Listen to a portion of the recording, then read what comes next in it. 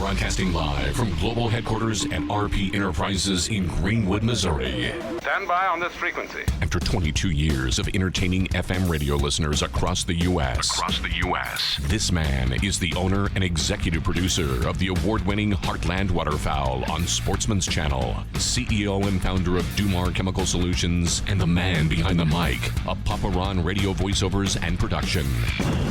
He's the man, the myth, the legend, a global icon, future Nobel Prize winner, and of course he paid me to say all this. Really? Literally.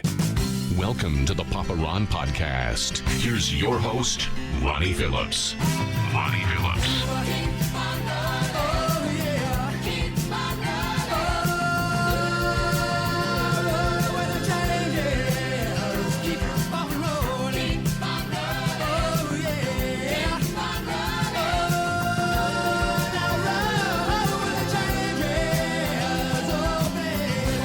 All right, we're back. It's another episode of the Papa Ron Podcast.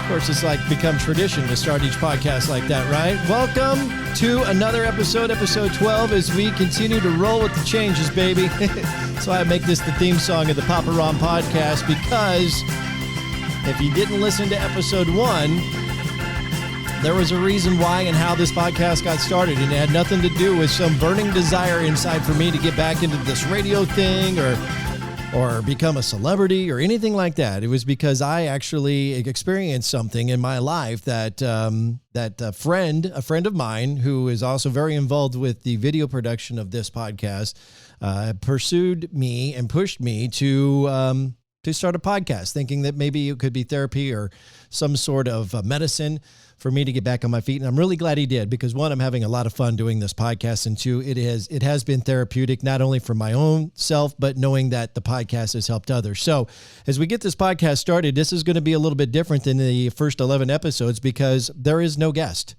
Today's podcast, this week's podcast, is with yours truly exclusively, and we're going to kind of unpack a few things here.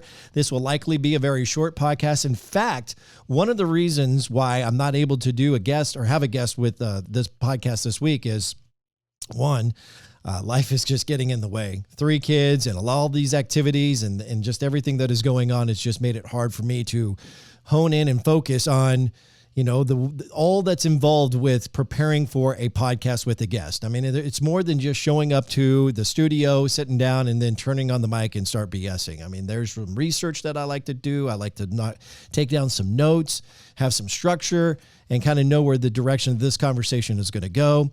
And then you got to find the person who's got a compelling story, right? And so with everything that's involved with planning a week, for the week that it takes to plan for the podcast, and then just life getting in the way, unable to get a guest for this week. And the other reason is, and we're going to dive into this a little bit more, but I referred to Marathon Media Management quite a bit. I referred to Dakota Thurn and Quentin Verlanek. He's also known as Q, so I'll refer to him as Q through most of this. Very influential with me starting this podcast, and very encouraging and supportive as they come over once a week, in most cases, to help be a part of the show, maybe just help in the background with the video support, or just more or less being cheerleaders, just like to lift their friend up, to help me with this new venture. So they actually have their own podcast called The Juice. Now, if you search for it on any of your favorite podcast platforms, you might come across a couple different ones, but you're going to be looking for The Juice Podcast. I think it's got an orange background to it, like a juice box with the straw kind of coming out of it at an angle. And so they have had me on their podcast before. And in fact, they had me on it just before I launched my podcast, whatever it's been, 13 weeks ago. And they've asked me to come back. And so I'm actually recording their podcast with them tonight. And I would highly encourage you. I mean, they talk about a wide variety of things, from hunting to music. I mean, they're younger, right? So they're in their mid-20s, and they cover a lot of generational topics for those who are in that age group. But it's going to be a lot of fun, because I'm sure we're going to talk about my story. We're going to talk about Heartland Waterfowl. I'm sure we'll talk about music and my days in radio. So that'll be fun. Be looking for that, an episode with yours truly on the Juice podcast. We're recording that tonight. I imagine it'll come out probably on Friday. So today's Thursday, the 28th, so it'll probably come out Friday, the 29th. All right, so let's get this podcast started. Again, this isn't going to be unlike any of the other podcasts that I've done before. I kind of wanted to do a few different things here. The most popular podcast that I have done to date is the very first one. The second most popular one I did was the Kelsey Smith story. Obviously, for two different reasons, that there's been a lot of attention to those two particular podcasts. I think that the first podcast is naturally going to be the best one because it's the first one that came out. So there's more opportunity for it having been out there the longest, more opportunity for more people to listen to it, right? But it was my story, and it was a very humbling experience for me to come open with everything that I experienced. So we'll get into that again in just a little bit, but there were that message, my story in particular, resonated with a lot of people. I mean, a lot of people. Now, I'm not going to sit here and try to exaggerate it and tell you it was thousands of people or millions of people or anything like that. It was probably, I don't know, 20, 30 people. So, I mean, first time podcaster, 20, 30 people reach out to you and say, hey, I am so grateful that you told your story because I can relate to it. Or some of the other things I heard were, or read were, I can't walk into work right now because I can't stop crying. I'm wiping tears off my face, listening to you tell your story because I can relate to it. I've heard the term life-changing being thrown around. Like, oh my gosh, thank you for telling your story. I have also been internalizing depression and anxiety and have often felt that I was at the end of my road, AKA considered suicide. And now that I've heard somebody like yourself, Ronnie, who has gone through the same thing, and you're being open about it and you're talking about how destructive it was to internalize, I realize now that I need to talk about it. I need to no longer feel the shame and hold all of these emotions that I can't control within. I'm going to talk to my wife about it. I'm going to talk to my husband about it. I'm going to go talk to my parents or my friends. And so these are just some of the things that I learned and felt in the process of that very first podcast called Internalizing the Result. Now, the Kelsey Smith story, holy moly, that was probably the longest podcast that I've done yet. It was over 3 hours. And for those who don't know, the Kelsey Smith story, back in 2007, Kelsey Smith, who had just graduated from high school in Overland Park, she was on her way to a Target store at about 7 o'clock in the evening. So this is in June, I believe, of 2007. And, you know, it's still very bright out. It's summertime, right? So the sun is still out. So in broad daylight, she's abducted in front of a Overland Park, which is a suburb, for those maybe listening outside of Kansas City, a suburb of Kansas City.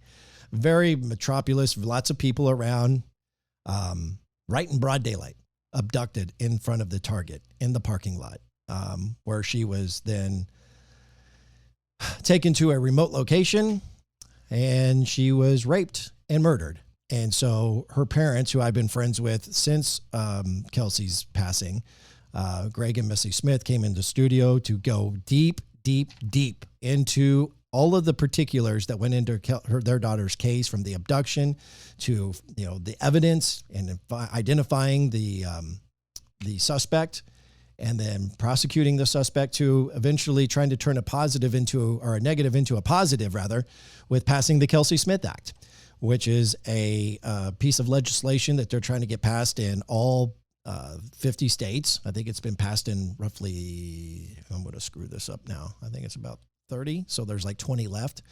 And the hopes is that by passing that act, it gives legislation the ability that if somebody goes missing, and I guess at the discretion of law enforcement, that they would be able to reach out to the cell phone companies that would then be able to ping those cellular devices to find the whereabouts of the cell phone, in hopes that they would then be able to identify the whereabouts of the body or that person who has gone missing. So there's a lot of gory details that they get into, and then Grape talks about his PTSD.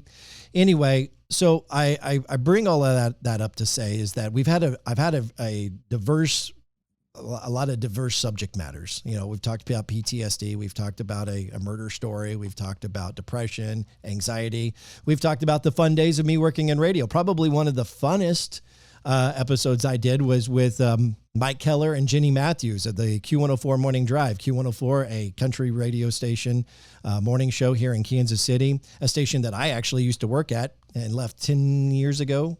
I think it was about 10 years ago. That was a really fun conversation. We got to play some old radio bits on the air and kind of talk about the difference in radio where it was 10, 20 years ago to what it is today. And so that was another one. I think that was episode 4. We talk about Heartland Waterfowl. We actually in episode, I'm going to screw this up now, episode 10, the original members of Heartland Waterfowl with Logan Burdett and Matt Westcoat, who are the 3 remaining original members of Heartland Waterfowl, come in studio and kind of talk about the progression and how Heartland Waterfowl started and the progression that we have experienced in the last 10 years. So, but PTSD is another one. We had Nate Meyer, who is actually a member of Heartland Waterfowl on, I think that was episode 3, maybe it was 5. Actually, I've got this open here. I could probably tell you more specifically. If I click on episodes, actually, let's just do that. Let me run down here. So episode 1 was my story, and I'm going to dive into my story here in just a little bit. So hang on. I want to get into a little bit because in episode 1, I tell you the effects. I tell you the symptoms, the depression, the anxiety, the suicidal thoughts. But I never really got into why I was feeling that and what I experienced over the last 2 years that kind of took me down a dark path. In episode 2, we talked about human trafficking. Goodness gracious, that was another very intriguing episode. Sean Luchtel from Heartland Bowhunter joins me in studio because we're naturally promoting the Heartland Premiere and the Charity Golf Classic, but we also bring in Dr. Rodney Hammer, who is the founder and president of the Restoration House of Greater Kansas City. And if you're just listening to this as the very first podcast of the Papa Ron podcast, you probably don't know that human trafficking is a very serious topic in the United States. And in fact, Kansas City is in the top 5 hubs of human trafficking in the entire country. And so we get into, in that conversation, you know, the business of human trafficking, the business of pornography, and how the people on the other end who are performing the acts to those who find gratification in pornography are victims of human trafficking. And so there's a lot of interesting information there. And I do know this, and I will promise this, that I am having Dr. Rodney Hammer back on the Papa Ron podcast in the very near future to get more in depth about the problem with pornography, the problem with human trafficking, and just all the little things and that we as parents can be looking out for to keep our children safe. Episode 3, that was an episode that I did about personal development, and that I did about, gosh dang it, and now I'm drawing an absolute blank. I'm going to open this up here because this will tell me who my guest was. Bobby Hines. Bobby, if you're watching, buddy, I just went blank on your name. Bobby Hines came in studio. So his brother had committed suicide a couple years ago on New Year's Eve.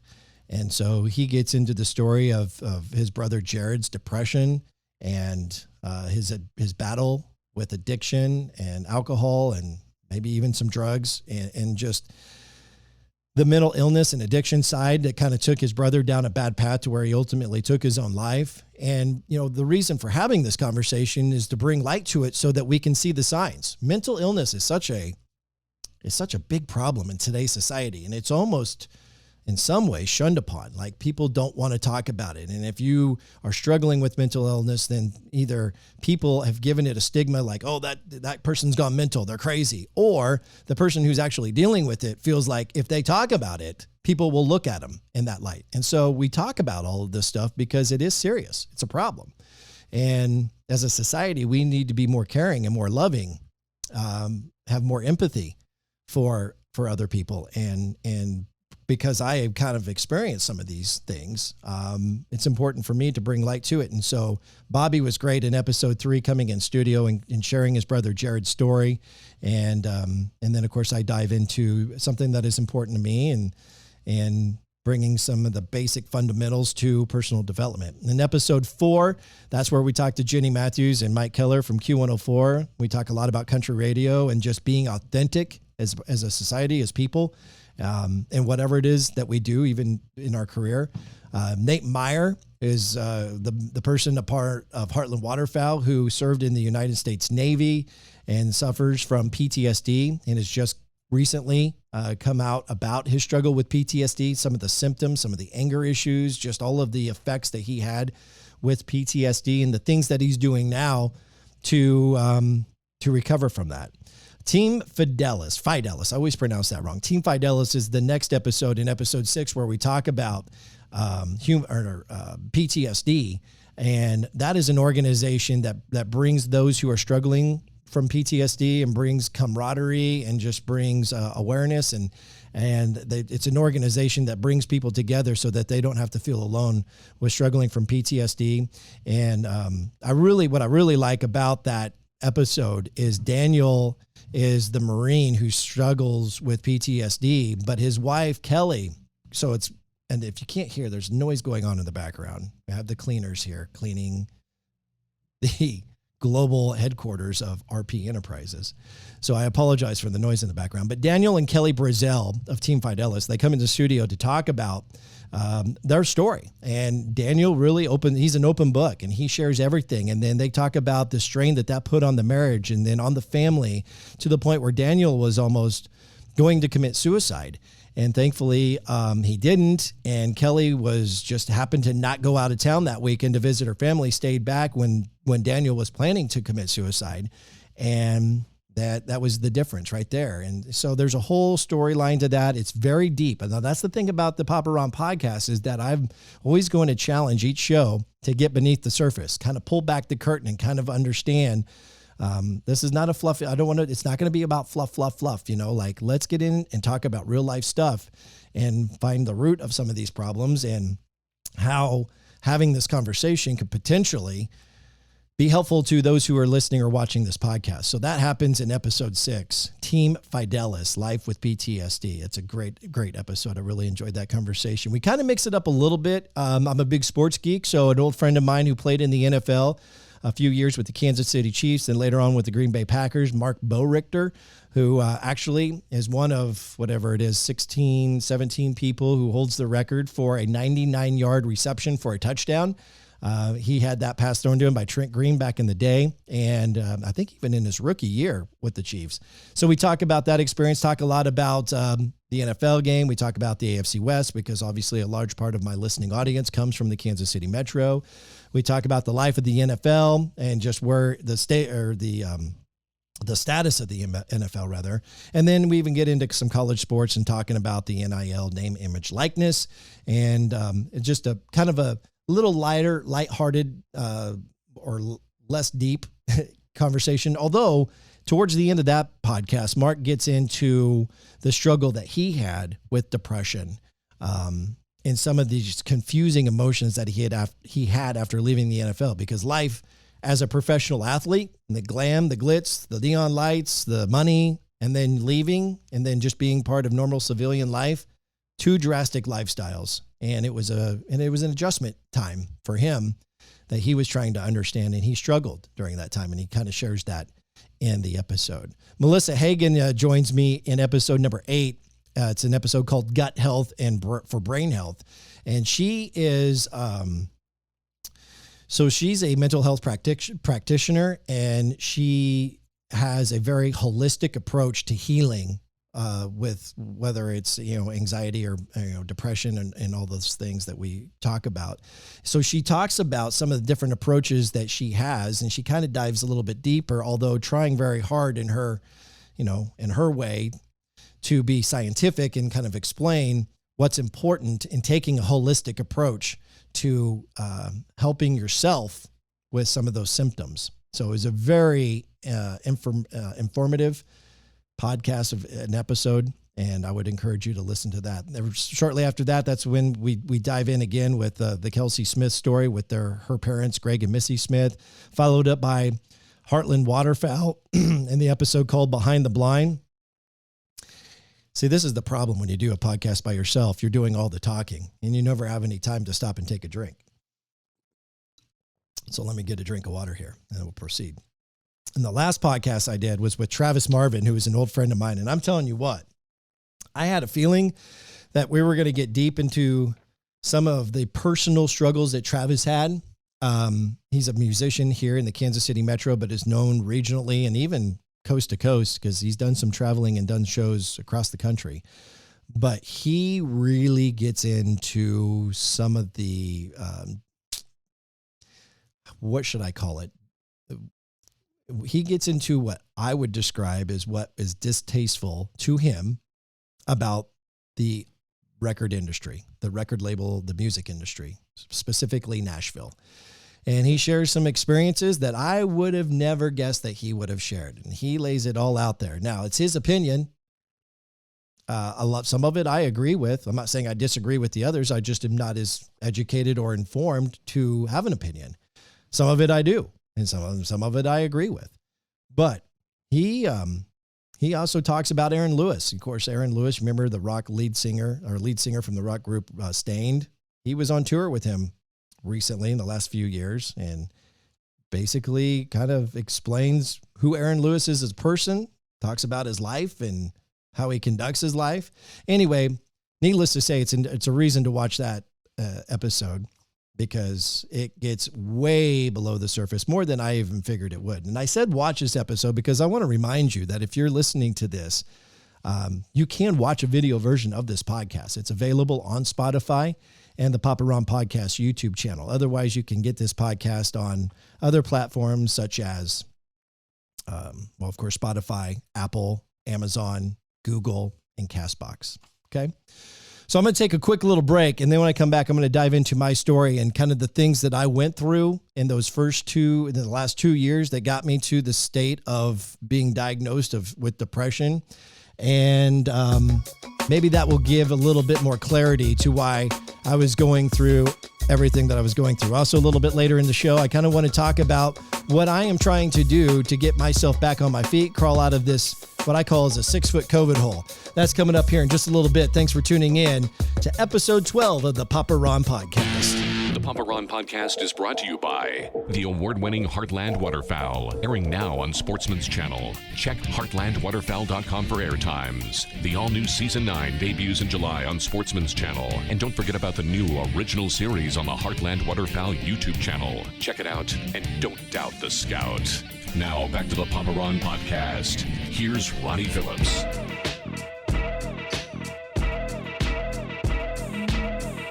Heartland Waterfowl is back on the air, Season 9, and hard to believe, I was talking about this earlier today, Season 10. We are about to leave in 1 month to go film Season 10 of Heartland Waterfowl. But Season 9 is out on the air now, brand new season, and it airs 5 days a week. We air 52 weeks a year. You can catch it, some of the air times that you're most likely going to be able to catch it, and these are Central Times, Tuesday at 2 o'clock in the afternoon, or you might be able to catch it at Thursday mornings at 8:30 a.m. or Saturday afternoon at 1:30 p.m. on Sportsman's Channel. Also airing on Sportsman's Channel Canada. Check your local listings for those airtimes, and you can also find new original content from Heartland Waterfowl on the Heartland Waterfowl YouTube page.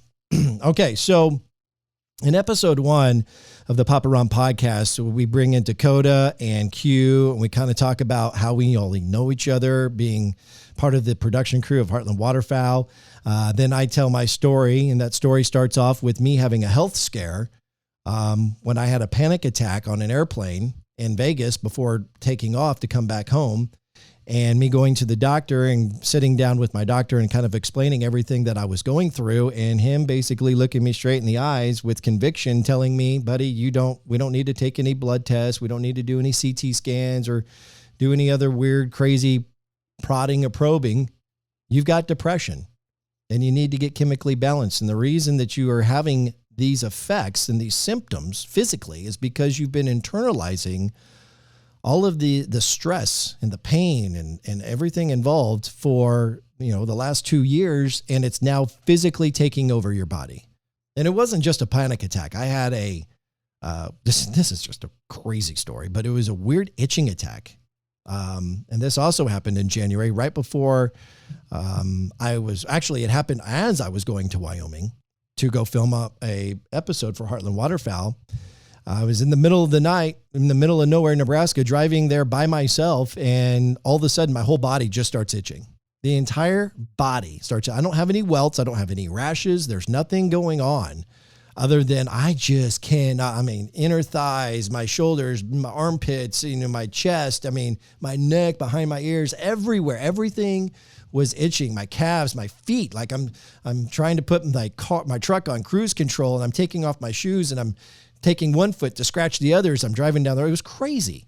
And it lasted 3 days, and all of a sudden it was gone. Again, no welts, no rashes, no mites, or all the crazy things that you might think of when I tell that story. None of that. Anyway, so let's get into it. What had happened, and this is truthfully all because of COVID, in my opinion. Now, we could argue that there's some spiritual thing going on here, some greater power that is knocking me up topside the head. That's telling me to wake up, and we can get into that. And I'm willing to admit that might, or most likely, part of it as well. Prior to COVID, my career was as good as it could possibly, well, maybe not as good as it could possibly be, but it was good as I ever expected it could be. And when I say that, when I left radio, whatever it was, 10 years ago, and I started to do Heartland Waterfowl, my initial mindset was like, I don't care to make a lot of money. If I can replace my radio station salary doing what I love, having ownership in something where I don't have to answer to anybody, I'm my own boss.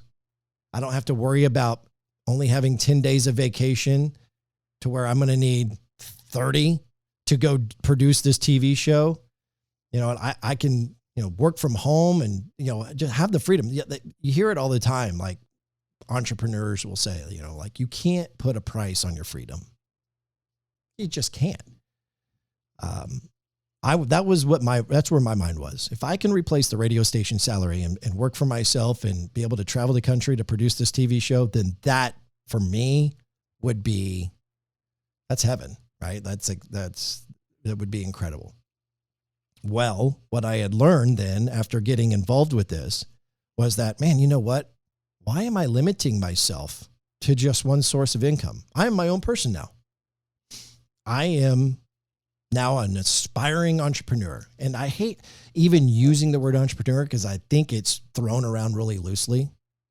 Like, are you self-employed? Do you own the business? Is that considered an entrepreneur? I think it kind of does, but I think there's also this stigma that if you aren't making $1 million, then you ain't. If you haven't built something to be multi-million earning profit, then you're not an entrepreneur. So I'm just going to use the word self-employed, but I had this vision of creating multiple streams of income. And now, why shouldn't I? This job with Heartland Waterfowl is somewhat seasonal, although there are some off-season responsibilities, especially on my end for doing the business side and working the sales and marketing. I have this kind of freedom now to where I can venture and dabble in other things. And so I got involved in a few other things like network marketing, which that industry in and of itself has a horrible stigma. But I will tell you this, I learned a lot about personal development during that time. There are some good people in, network marketing. And I learned some basic fundamentals to personal development by doing that business. And I found out I was pretty good at it. So it gave me the confidence to know that, hey, I can do this sales thing. I learned some things from the experts in on the sales side of network marketing. I learned some little things that helped me kind of parlay that experience and that knowledge to what I was going to do on the Heartland Waterfowl side.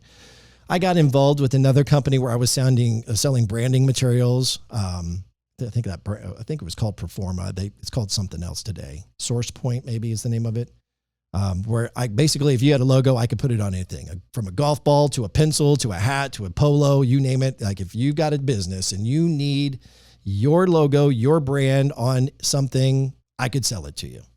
And I did that for a little bit, made a little bit of cash. And I remember going to a guy, his name is Chris, who had a commercial cleaning business here in town. And he was friends of my wife and my wife's family. And, of course, he's a business owner, right? So naturally I'm going to approach him about, this thing this marketing software that I'm pushing with the network marketing company. But I'm also going to try to see if, hey, can I sell you some hats, some polos, some magnets, whatever it is you want to put your logo on. And I remember him having that conversation with me, and I think we were in a Starbucks, and he said, Ronnie, I know I need to be doing all of these things that you're offering me, but I've got a director of business development who doesn't develop shit. And I think those were his exact words. And then he tells me, he goes, but I see what you're doing with Heartland Waterfowl. And, humbly speaking, I had some success with, getting with some pretty big sponsors right out of the gate with Heartland Waterfowl, with Remington and Yeti and Bass Pro Shops and Under Armour. Those are big names that within the first year or two were already signing on to do business with Heartland Waterfowl. And so he had seen this from a distance and was like, I think that you should be my director of business development for Commercial Cleaning Concepts. Of course, at the time, all I knew was radio and TV, knew nothing about commercial cleaning. And I told him that. I was like, man, I don't know if I'm your guy, because I don't have any experience in that. And he says to me, he goes, no, but you know how to fake it until you make it. And I laughed and kind of shook my head, because it's true. I've never been afraid to start something or try something, even if I didn't have it all figured out. In fact, one of the things I learned in network marketing was don't get, how does this go? It goes, don't get paralysis by analysis.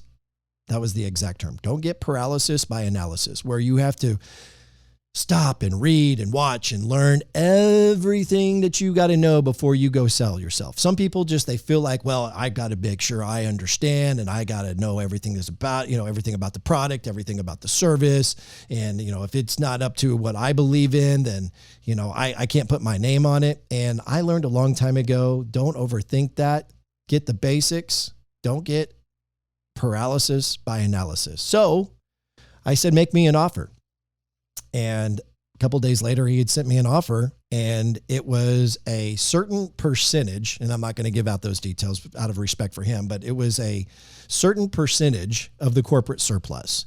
So if you can imagine, to me, it's kind of like having ownership in a business. Like whatever this company makes as profit, I'm getting a certain percentage of, and it's a pretty hefty percentage, really good, really good. To the point where I'm stupid if I don't even try. I might fail at this, but I don't know if I don't try, and it's worth it to me to try. Keep in mind, I'm still, working from home. My daughter is basically a year old, maybe at this point. I'm a stay-at-home dad. I'm trying to offset the cost of what it would be to have her go to daycare, because I'm not making any significant income doing Heartland Waterfowl.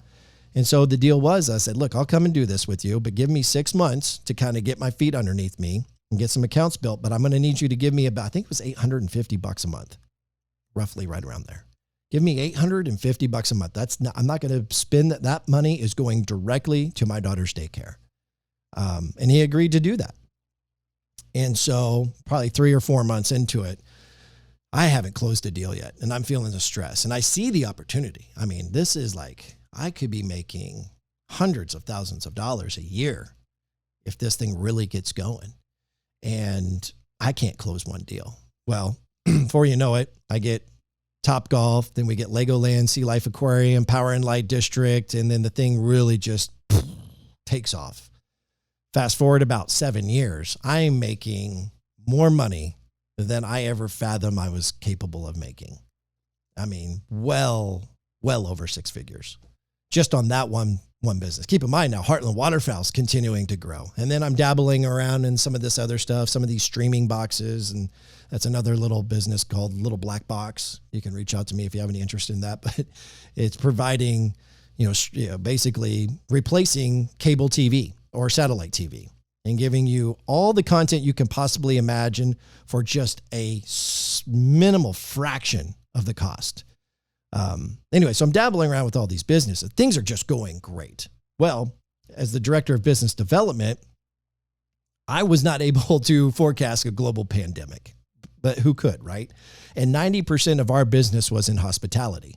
So we were in a ton of different movie theaters, restaurants, driving ranges like Topgolfs, any of these entertainment facilities like Power and Light District. Like we were, most of our business was east of the Mississippi, but we covered a lot of territory. I mean, from Atlanta, Chicago, Philadelphia. I mean, we were all across the East Coast, north, south. I mean, we were doing well. And then the pandemic hits and all these businesses shut down. Well, if they're not getting clientele, if they don't getting traffic into the front door, they're not going to pay us to have our cleaners clean their facility.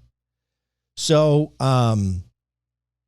for about a year, we're just kind of trickling along, and we get this idea that I'm going to start this company as a complement, or as I should say, as an extension to the cleaning business, which this business is then going to provide chemicals, cleaning chemicals, hand sanitizer, disinfectants, PPE, which stands for personal protective equipment. So like the gloves, the masks, all the things that were popular back when COVID was in full effect. And so Chris, who owns Commercial Cleaning Concepts, goes in 50-50 with me to start Commercial Cleaning Chemicals. And, things went really well. He was focusing on the concept side, the cleaning side, because that was his baby. But we were 50-50 partners because we were an extension of that brand, and we already had a built-in clientele. And so my fear is that if, let's say, Power and Light District comes back to me and says, hey, Ronnie, business has been shut down for about 6 months. We don't have the luxury or the budget to pay someone else to come in-house and clean our facility. So we're going to have to do all of our cleaning in-house. But what if I can provide you chemicals cheaper than where you're getting it from the other person? I don't need to make money on the chemicals. I can provide that as an added value where you're getting it now cheaper to retain you as a customer so that we can provide you our cleaning services. That was the mindset going in, was like, how can I provide additional value so that I don't lose these guys as clients? What I didn't expect was to run into the Eco Labs of the world who have all of these, major contracts.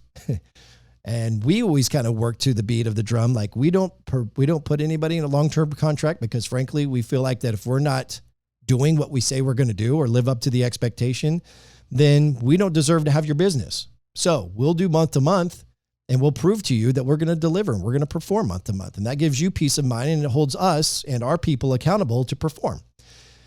It didn't matter.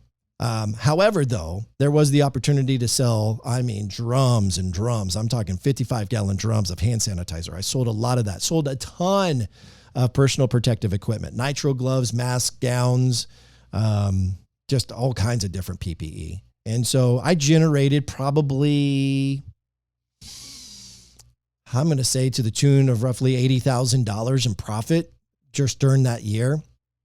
But as businesses were starting to open back up, it appeared then that, and this is where I have to be really careful because out of respect for him, I don't want to disclose information that could potentially, make him look bad or put him in a compromising position. But the short of the story is that financially he was in a position that he couldn't retain me as an employee anymore. And we're talking roughly $140,000 a year with that job. So, you start making that kind of money, you start living a certain kind of lifestyle. And this was the first time that I had ever reached a level of that kind of success for it to be completely ripped away from me. And it wasn't because I had screwed up. It was ripped away because of something that I couldn't control, a global pandemic. Now we'll get into the spiritual side of that here in just a little bit, because there is another argument to that, but he decides, or we decide actually, that he's going to give me that 50% of the cleaning business. He's just going to hand it over to me. There has to be a small transaction for it to legally take place, and so we did that. I get 50% of the money and all of the profits that came with that company, because frankly, I'm the one who did all the selling. I ran that whole thing. And he was going to move on doing his own thing by himself. And so that hurt. It hurt my morale. It hurt my self-esteem. The chemicals thing was slow to get launched, and frankly is still slow to get going again. We'll dive into that here in a little bit as well. But I was heartbroken, and I was really good friends. I felt like I was really close to him, like a really good friend, like he was my bro, like one of those guys that aside from like business stuff, you got a personal thing you need to talk about. He's a guy I can talk to, I can trust. And for whatever reason, and I honestly don't know, I don't know what happened, but even with countless attempts, I feel like on my end to reach out to just say, hey, how you doing? Hope all is well. If there's anything I can do for you, let me know. And he was always polite and respectful and replying, but it wasn't the same. It was pretty much, it felt like a divorce or a breakup. Like, okay, well, it was great while it lasted, but it's over now. You're going to go in this direction and I'm going to go in this direction. And if I run into you, I'll say hi and shake your hand, but that's the extent of our relationship now. So there was that. Well, mix in with that, my son is born right around the same time. We have our second child. I guess that would be February 4th of 2021. And I was let go a couple weeks before that in January of 21. And so now the son is here, and now I'm a 45-year-old man trying to figure out how to be a parent to an infant again. Part of that whole mentality of being a stay-at-home dad, I felt like I had graduated past that. I had earned my keep. I busted my ass and made all this money. And now I don't have to worry about doing that stay-at-home dad stuff. We can pay somebody else to send him to daycare or whatever. And well, now I'm not making that same money. I'm making money. Don't get me wrong. I'm making some respectful cash, a modest income, but I'm nothing near to what I was making before. So I got to make some sacrifices again. And that was depressing. There's a few other things that factor in there. Whenever you start going through a lot of this stuff, then it brings in stress with the family. And so then there's stress with, the relationship with my wife and with my kids and all of that. And so you fast forward a little bit, and then I run into a situation where I find out that, a family member, out of respect for them, I don't want to disclose all the information, but a family member is struggling with something very, very serious physically. And we don't know what it is. And it could be the worst of the worst, we don't know, but so we're going through it. So all that to say is that every time I took one step forward, something would happen in life and I was getting hit again and having to take two steps back. Here I'm supposed to be looking down the road, focusing on the end goal. But every time I start looking on where I want to be and what I got to do to get there, I'm getting distracted because now I got to deal with this other BS here off to the side. And I can't go here until I fix this BS here. Well, the next day, okay, let's go. I'm going down the road. I'm getting ready to go there. Nope. Hey, going to pull you back because you need to focus on this. And I just could never get the momentum to moving forward. So I'll wrap all this up because the story is getting long. But around January, this past January, my wife calls me into the bathroom one morning. This would be the morning before I'm leaving to go to a trade show in Vegas. And this is where we get to the panic attack. And she says, I don't know what's going on, but I feel like I had a baby moving in me all night. Now, keep in mind, we've already had the second child a year ago in February. Now it's the following January, and she thinks she's pregnant again. And I'm thinking there's no possible way. I mean, the stars were aligned perfectly not to know. First of all, you got to procreate for that to happen. And when you've just had a child, that kind of activity isn't happening a lot, just being honest with you, right? There wasn't a whole lot of love and feeling going on, so there's no reason to be concerned with that. Well, she's also breastfeeding for the last year. So because she was breastfeeding, there's no cycle. There was no menstrual cycle. So she didn't have any way of knowing. She wasn't nearly as big, as she was. Well, let me stop there because I'm going to ruin the story. Anyway, so she thinks she's pregnant. I'm thinking she's crazy because there's no way she can be. but I've got all of this other stress and all of these other emotions. And again, keep in mind, I'm a guy who's internalizing all of this stuff, all of this anger, this bitterness. I'm pissed off at the world. I'm pissed off at everybody. Like, I busted my ass and I did this, and this COVID thing just screwed it all up. And now the guy who I was connected with, he doesn't give two shits about me. Like, he never calls, he never texts. Like we're not friends anymore. Like, what did I do? Like, what am I doing wrong here? You know, I'm just full of negative energy, just pissed off at the world. And now I'm being told, hey, you're going to be a dad again. Wow, what the hell? You know, like, I'm not looking at it as a blessing. I'm looking at it as like, now this is another thing that's going to knock me up topside of the head and is going to present a distraction. It's going to pull me back from where I want to be. It's not a blessing. It's a curse. So, go to Vegas, and typically I'm the Vegas guy. I'm the typical, guy who loves to go to Vegas. I love to gamble. I love to wager, and whether it's on sports or blackjack or Texas Hold'em, like, I'm that guy. I love the nightlife. I love to socialize. And of course, I'm there for an industry trade show. So I love to, meet new people and reconnect with old people in the industry and have a good time. And 10 years I've been going to this trade show. That's how I've always conducted myself. And in this particular year, I have no desire to go out on the casino floor. No desire to, party, drink, gamble, all of that stuff. No desire. Now, I'm there to do a job, right? So I'm still waking up. I'm still going to the trade show, and I'm working the showroom floor and doing all the things that I'm, supposed to be doing while I'm there. But at the end of the day, come 4 or 5 o'clock, no desire to go to dinner. All I want to do is go back to the hotel room and go to bed. I just want to sleep. I'm exhausted. I've been beat down and beat down and beat down. And I'm only really kind of hitting on the highlights. There's always a bunch of little tiny things where it just feels like, man, I can't catch a break. What is it going to be today? And it's always something. Every day there was something. Now it might be something this big, something really, really small and insignificant. But at the time, because you just keep getting beat up over and over and over again, it feels like it's much bigger, right? So I'm just mentally, physically drained. I don't have any desire to go out. Well, on the day, I'm there for 5 days. I'm supposed to fly back. Again, feel fine. I got a good night's sleep. I got A boarding with Southwest. I get on the plane. I sit in the second row next to the window. So, you're A boarding, so you got to wait for the rest of the damn plane to board, like sitting there forever. So I'm just thumbing through my phone, social media, just killing time. As soon as the guy hits the middle seat, I go into a full-fledged panic attack. And again, I talk about this in episode 1. Nothing wrong with that guy. There's no, it's not like he's a fat, smelly guy. He's a perfectly normal person. Nothing that would send me a signal that should make me feel anxious or have a panic attack. But I do. I mean, never.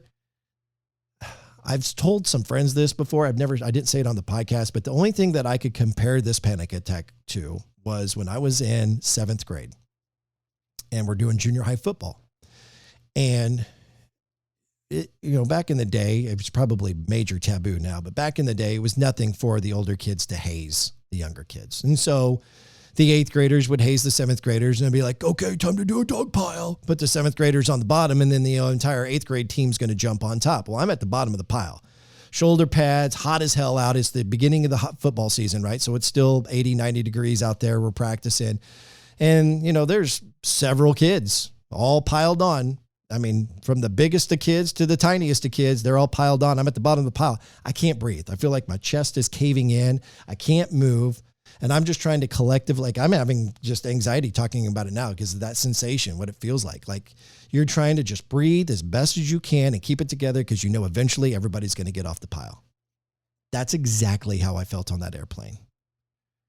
Except for I wasn't able to control it like I did at the bottom of that dog pile when I was in 7th grade. 7th grade was the only time I had this sensation since being on that plane.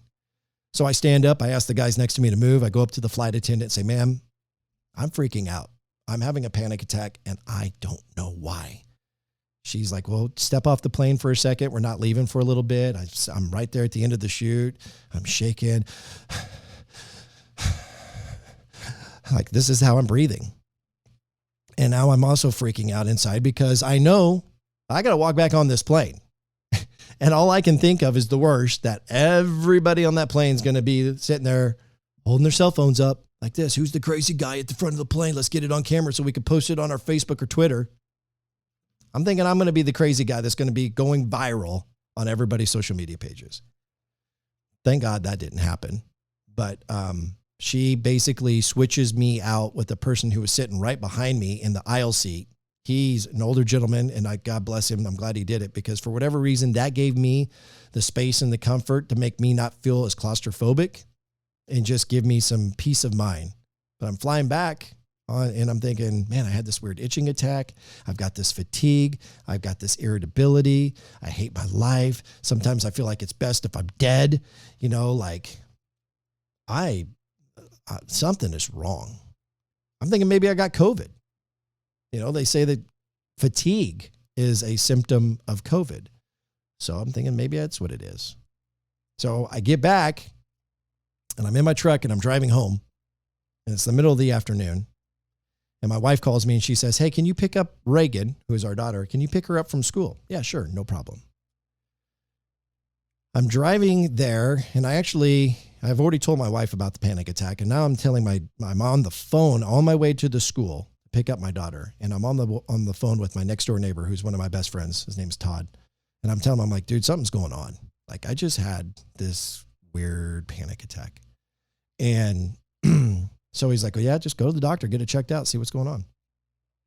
Don't think anything else of it. Drive into the school, get parked. All of a sudden, cars are pulling up. Like there's two lines, right? Like you get in there, you're in line. All the cars are in line. Once you're in line, there's no getting out of the line. You're stuck. All this, and I had done this, God, who knows how many times I picked up my kid from school and been in the line, been stuck, never had any fear or concern. Oh my God, how am I going to get out of here? I'm trapped. Never had the feeling of trapped before. All of a sudden, I'm feeling trapped again. I'm having a panic attack again, the same day. Now, it wasn't nearly as bad. I was able to roll down the window, get some air, start breathing. I was able to get over it and move on. But I'm like, what the is happening here? So then go to the doctor and he tells me, look, man, you've been internalizing all of these the feeling of failure, the feeling of shame. That was a lot of the stuff that I was going through too. Like, I've always been recognized in my circle as someone who's very driven, very goal-oriented, somebody who, when I say I'm going to do something, it may not happen tomorrow, but by God, I'm going to accomplish that goal. I had told people for a couple of years, I'm going to have a waterfowl hunting show. I'm going to have a TV show. Now, how I get there, way I do it, how I do it, I don't know, but I'm going to do it. And I earned a lot of respect from people, my peers, because, Ronnie's the guy. He says he's going to do something, he's going to do it. Well, now, I've put this pressure on myself because I've created this stigma that, Ronnie's this successful person. Before, I didn't give a damn what anybody thought. I didn't care what anybody thought about me. I was going to do me. I was going to beat to my own drum. To hell with anybody else. But now I care what people think because look at the success I've had. And now I'm losing my job. I'm losing respect. I'm losing money. When I say I'm losing respect, I think I was fearful that I was losing the respect. I probably wasn't really necessarily losing the respect, but that's what's going on. I'm playing these psychological games in my head. And I'm just feeling an overwhelming amount of shame. Just like I am a loser. Everything I touch, everything I do, it's falling apart. Now, the spiritual side of this is that I was probably a little too big for my britches during that certain part in time. Once I had gotten to a certain level, I had made that success. Looky what I did. I did that. I'm the one who built that. I'm the one who sold that. I'm the one who was getting all of this money. I did it myself. And here's the truth. If you're a Christian, you didn't do nothing. Like you put in the hard work, but that's not yours. It's God's. Then was I paying attention to God? Was I paying attention and being grateful and showing my gratitude and waking up every day, praying to him, thanking him for all the many blessings? No, I wasn't. Now, I'm not going to spend a lot of time on this, but it's definitely something that I have sat back on and reflected, said I've apologized for, I've asked for forgiveness. But as a Christian, we have to do a better job of recognizing that like all of this stuff, all this material stuff, money, all the fame, whatever, all of that is a blessing of God. If God wants us to have that, God gives that to us. Puts us in the position. Now, he puts us in the position to take it, to recognize what is being offered and then to do something good with it. And I think I did do that. But I didn't appreciate him for it. I wasn't saying thank you. I wasn't praying to him. I wasn't even talking. I'd go to church every once in a while and I would be involved on Sundays. As soon as Sunday's done, it's back to me, back to getting to work on Monday, make that money, make some more of it, which I don't have there's nothing sinful or wrong about that. I don't think. Maybe a preacher or priest would tell me differently, but I don't think there's anything wrong with having goals and pursuing to be the best you can possibly be. But what are you doing with it after you got it? And that's where I probably could have been better. And so maybe there is a lot of God hitting me up over the top side of the head and saying, hey, buddy, you've lost focus here. You need to wake up because this is not what's going to get you to heaven. So anyway, after getting to the doctor and finding out that I had depression and anxiety and basically did not have the capacity to fix my problem on my own to where I was going to need to get chemically balanced, and I needed to finally get over the shame and just open up and talk about it. And I'm telling you, if you get anything from listening to one podcast or this particular episode, if there is one thing that I've learned in the last 2 years that I love to echo because it is so important, do not internalize emotions that you can't control because it is destructive. And when I mean destructive, it will take you to a dark place that will feel like the point of no return. That's where I was. And so once I began to open up about it and talk to a few friends, I learned that, you know what, all of this shame and all of the things that I was feeling that I felt like was going to hold me back, or it was actually not hold me back. How do I explain that? All of the shame that I was feeling, if I felt like if I shared all of this, then I was going to lose respect or credibility with the people who were looking up to me. Like they were going to look, Ronnie's gone mental. He's gone crazy. To keep him at arm's length, he's going to bring you down. I've always talked about being a product of your environment. Put yourself around positive people, successful people. You'll be a product of that environment.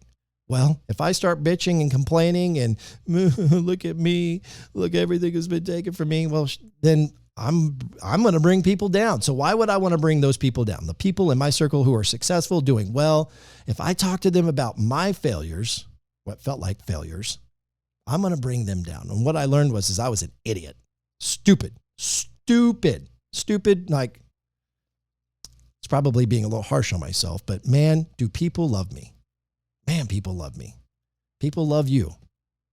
I love people. I learned a lot about empathy. I learned that I could be better in empathy. I learned that there's a lot of people out there who have empathy and they don't get credit for it.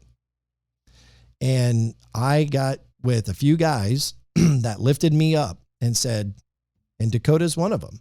Dakota Q, Nate Meyer, the three people that day on that particular hunt with Heartland Waterfowl, where it's a rainy morning, birds weren't flying, it was cold. There was a time in the blind where it got quiet. And so I just felt this pulling in my heart. Guys, I got to let you know something. Not only am I suffering from depression, but, this is the part I didn't tell in the story. My wife, who was pregnant, when she went and got checked, she found out she was 7 months pregnant. 7 months pregnant. We got 2 months. So again, whoosh. Not only is she pregnant, surprise, you're pregnant, but hey, you've got 2 months to prepare for it. Stars were aligned perfectly for us not to know. She wasn't nearly as big at 7 months as she was with the first two kids. She didn't have any symptoms of pregnancy aside from fatigue, but hey, she's fatigued anyway because we just had a kid. We just had a baby. He's less than a year old. Less than a year old. We found out he was born in February. We found out in January, the following January, we're having another kid, 11 months later. Whew. So again, all of these hits. So hey guys, surprise. My wife is pregnant. I know we just had another kid, but we are having another one and it's going to be here in 2 months. And I just got diagnosed with depression and anxiety.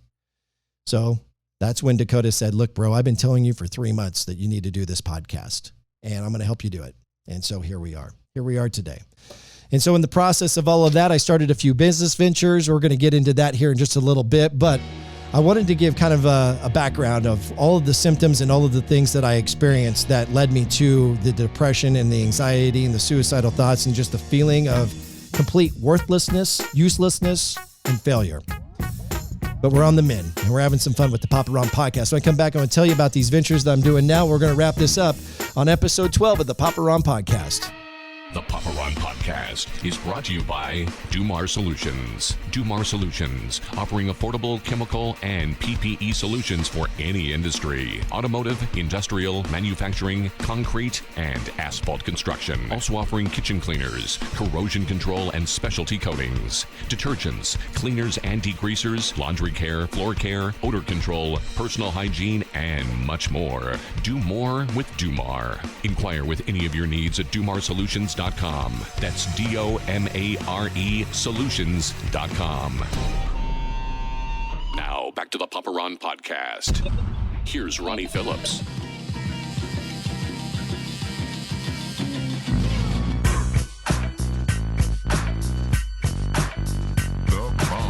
Again, you can catch the Papa Ron podcast on a variety of different podcast platforms, and I would really like to encourage you to watch the video version of this podcast. It looks a little bit different this time because there's just one camera that's stuck on me, but it's really cool when we got people in studio and you get to kind of see the conversation unfold right for your very eyes, and you can see that on Spotify or the Papa Ron YouTube channel. All right, so I kind of talked about the chemical company.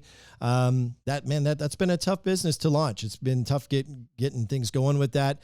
Dumar Solutions was the new DBA. So when we started commercial cleaning chemicals, it was under a parent name, which is BNI Enterprises, and then I had to change the DBA from commercial cleaning chemicals to Dumar Solutions. That can be hard to understand from a pronunciation standpoint because it's spelled Dumare, DOMARE, solutions.com. If you are involved in any business, Dumar Solutions is the perfect business to work with because we provide a complete catalog of chemicals that anything from A to Z. I mean, anything from hand soap to antifreeze. And if we can't, or let me rephrase that, if we don't have what you're looking for in our catalog, we can customize something perfect for your business. So think about whatever business it is. It could be something as simple as the office where you need cleaning chemicals. We got all those. It could be industrial manufacturing. We've got all of that. It could be automotive. We've got all of that. So I encourage you to check it out if you are involved in it's a new business that's only about a year old, I guess, just about a year old. Oh, and also offering PPE still. Still have a source that provides me the PPE, be it the nitrile gloves, the masks, the gowns, or anything that you need to keep your body protected from COVID. Not really COVID. It's such a joke. But anything else in any industry you might be working in. Now, in the process of starting the Papa Ron podcast, that's where just noticed my microphone was really low. Sorry about that. In the process of starting the Papa Ron podcast, I had to buy all this equipment. All right. I got the new microphone. I got to get microphones for my guests. I got to get a new board, a new sound equipment. And so I'm getting all this stuff. And I'm like, the old radio energy starting to come back. Like, man, I can do this. I wasn't the greatest radio personality in the world. I was decent enough to get to Kansas City, which is like market 30-ish or somewhere in there. I can do this. I can host a podcast. You know the other things I can do? I can do production. I can do commercial production. I can do station imaging. Hell, I can even do voiceover stuff. Well, you know what else I can add to that slate? I can do MC services. I've MC'd so many things from concert events to weddings to charity events. You name it, I've MC'd damn near anything you can possibly imagine. Oh, I could offer that as a service. Well, then it propelled to, you know what? I bet with today's technology, and with where radio stations are going with today's technology, and even where it was at 10 years ago when I left, I bet I could do a radio show right here from my house. I could what's called voice tracking. When you're pre-recording these shows, you're basically going into the radio from the internet, from your computer. You're tapping into the radio station system, and they've got all of the music pre-scheduled, and they've got audio tracks that are scheduled in between the songs where you're supposed to talk. It's predetermined. And so you just go into the system, you go into the log, this is where I'm supposed to record. hit record, start doing the break. You're in, you're out. You just record a 5-hour show within 30 to 40 minutes. Before you know it, an old friend of mine named Chuck Weldon, or Chuck Wagon, as he goes by on the air, he sees that I'm doing this podcast. He sees that I've got all this equipment. He's like, hey, man, do you have any interest in getting back into radio? And I'm like, not really. What you got?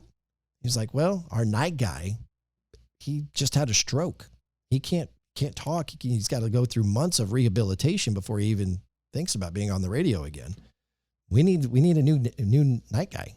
You want to voice track it from your place? I'm like, well, we'll talk about it. Sure enough, we start talking numbers and, the experience, and they want me and I want to give it a try. Boom, right there. Because somebody on my team who loves me pushed me to do a podcast to get me out of the funk that I was in, which then led me to get the equipment that I needed, which led me to taking a picture just to say, oh, cool, look at this piece of equipment I just bought. Put it on social media. Oh my gosh, look at what you're doing. Hey, you want to voice track this radio show, this radio station up in northern Missouri? Yeah, let's do it. Which then puts me in a position to where I could voice track other small radio stations across the country. So anyway, PapaRonRadio.com. That's it right there. PapaRonRadio.com, offering, like I said, voiceover work, commercial production, MC services, radio station voice tracking, that and so much more. You'll see it all there. If you've got a brand, I can even do, when I talk about voiceover, this could be like as simple as, hi, thank you for calling Dumar Solutions. To speak to Ronnie, press 1. It doesn't just have to be a TV or radio commercial. It could be a voiceover for anything. It could be an instructional video, a audio book, or something educational. I think I said educational or instructional video. Anyway, would love for you to check that out. This is where we're going to kind of wrap up this podcast, because I would be remiss if I didn't tell you about everything that I'm going through and what it is that I'm trying to do to crawl out of this 6-foot COVID hole. And of course, I talked about the streaming boxes, little black box. We've got this really cool device that is going to allow you to get any TV channel you can possibly imagine.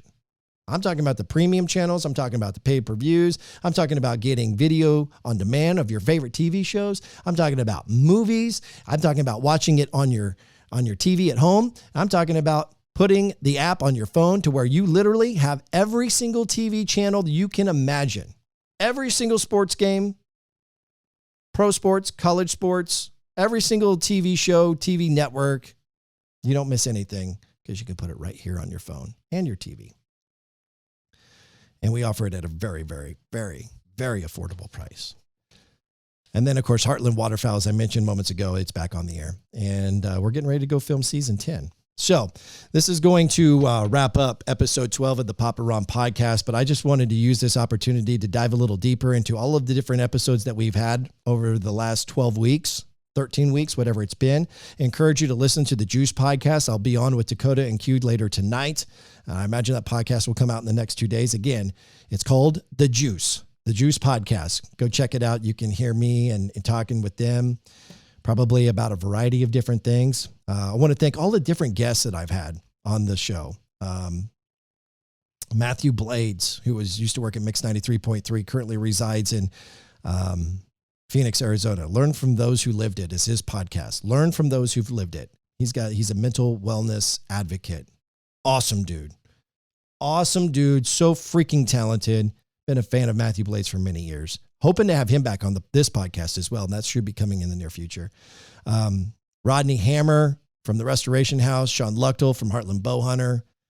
Bobby Hines from his organization called You Matter.